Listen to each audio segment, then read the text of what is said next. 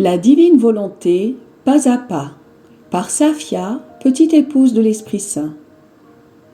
La Reine du Ciel, dans le royaume de la volonté divine, à Luisa Picaretta. Prière quotidienne à la Reine Céleste.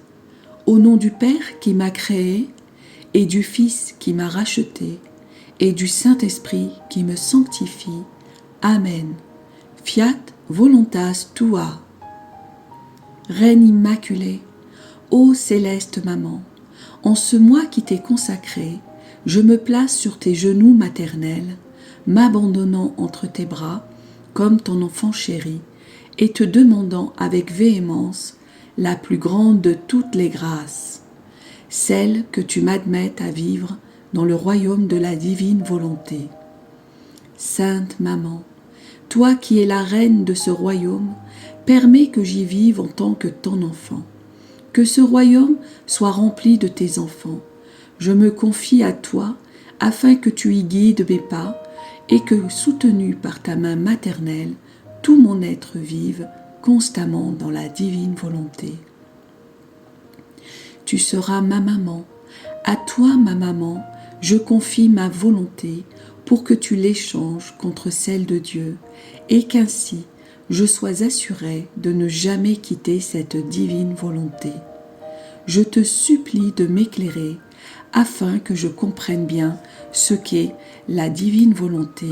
Amen. Je te salue, Marie très pure, conçue sans péché. Le Seigneur est avec toi. Tu es bénie entre toutes les femmes, et Jésus, le fruit de tes entrailles, est béni. Sainte Marie, Mère de Dieu, co-rédemptrice du monde, Mère et Reine de la divine volonté, Immaculée Conception, Mère des vivants et de l'Église, prie pour nous pécheurs de toutes les générations et veuille répandre l'effet de grâce de ta flamme d'amour à toute l'humanité, maintenant et à l'heure de notre mort. Amen. 28e jour. Les limbes, l'attente, la victoire sur la mort, la résurrection. L'âme à sa reine immaculée. Mère transpercée, sachant que tu es toute seule, sans ton Jésus bien-aimé, ta chère fille, ton cher fils, veut te tenir compagnie dans ta si grande désolation. Sans Jésus, tout est désolation pour toi. En toi se bousculent bien des souvenirs, ces atroces souffrances, le son harmonieux de sa voix qui résonne encore dans tes oreilles, son regard charmant, tantôt doux, tantôt triste, tantôt gonflé de larmes, mais toujours fascinant. Privé de tout cela, ton cœur maternel est transpercé, comme par une épée tranchante. Maman désolée, ta fille, ton fils, veut te soulager et compatir avec toi. J'aimerais être Jésus pour pouvoir te donner tout l'amour, tout le réconfort, tout le soulagement et toute la compassion que Jésus lui-même aurait aimé te donner dans ta si grande désolation. Le doux Jésus m'a donné à toi comme enfant. Prends-moi à sa place dans ton cœur et je ferai tout pour ma maman. Je sécherai ses larmes et lui tiendrai compagnie. Leçon de la Reine du Ciel. Ma très chère fille, mon très cher fils, je te remercie pour ta compagnie, mais si tu veux vraiment qu'elle me soit douce et chère, porteuse de soulagement pour mon cœur transpercé, n'accorde aucun souffle de vie à ta volonté humaine, et que la divine volonté soit en toi opérante et dominante. Alors, oui, je t'échangerai contre mon Jésus, parce que sa volonté étant en toi, je sentirai Jésus dans ton cœur. Oh, que je serai heureuse de voir en toi les premiers fruits de ses souffrances et de sa mort. En trouvant mon bien-aimé Jésus présent dans ma fille, mon fils, mes souffrances changeront en joie et mes douleurs en conquête. Fille de mes douleurs, fils de mes douleurs, écoute-moi bien. Dès que mon fils eut rendu son dernier souffle, triomphant, glorieux et exultant, il descendit dans les limbes, cette prison où se trouvaient tous les patriarches, les prophètes, le premier père Adam, le cher Saint Joseph, mes saints parents, et tous ceux qui étaient sauvés en vertu des mérites du Rédempteur futur. J'étais inséparable de mon Fils. Même la mort ne pouvait me séparer de lui. C'est ainsi que malgré ma grande affliction, je l'ai suivi dans les limbes. J'ai été spectatrice de la grande fête que cette multitude de gens firent à mon Fils, lui qui venait de tant souffrir et dont le premier geste après sa passion fut pour eux, pour les béatifier et les amener avec lui dans la gloire céleste. C'est ainsi que dès après sa mort, les conquêtes et la gloire commencèrent pour Jésus et pour tous ceux qui l'aimaient. Cela, chère fille, cher fils, illustre le fait que lorsque la créature donne la mort à sa volonté en l'unissant à celle de Dieu, les conquêtes commencent dans l'ordre divin. La gloire et la joie commencent, même au milieu des plus grandes souffrances. Pendant les 3 jours où mon fils était dans le tombeau, et alors que je le suivais sans cesse avec les yeux de mon âme, je sentais en moi une telle hâte qu'il ressuscite, et que dans l'ardeur de mon amour, je répétais sans cesse: ressuscite ma gloire, ressuscite ma vie. Mes désirs étaient si ardents et mes soupirs si enflammés que j'en étais littéralement consumée. Pendant que je vivais ces ardents désirs, je vis mon cher fils accompagné par cette grande multitude de gens quitter les limbes et se rendre au sépulcre. C'était l'aube du 3e jour. Comme toute la nature avait pleuré sur lui, elle était maintenant transportée de joie. Le soleil accéléra sa course pour être présent quand mon fils reviendrait de la mort. Mais quelle merveille! Avant de ressusciter, il montra à cette multitude de gens sa sainte humanité tout ensanglantée, blessée et défigurée, afin qu'ils voient ce à quoi elle avait été réduite par amour pour eux. Tous étaient bouleversés et en admiration devant ces excès d'amour et le grand prodige de la rédemption.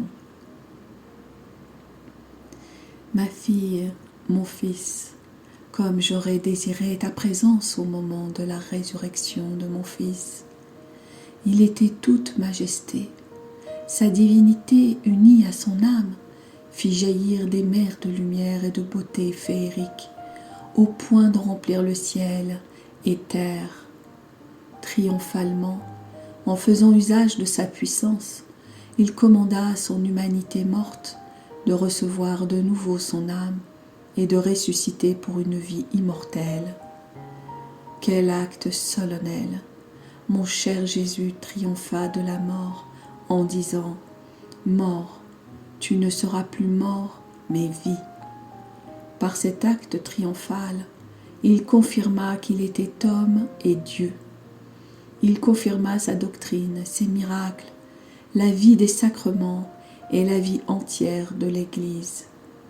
Non seulement cela, il triompha sur les volontés humaines affaiblies et presque mortes au bien pour faire entrer en elles la vie de la divine volonté qui devait apporter aux créatures la plénitude de la sainteté et de tous les biens.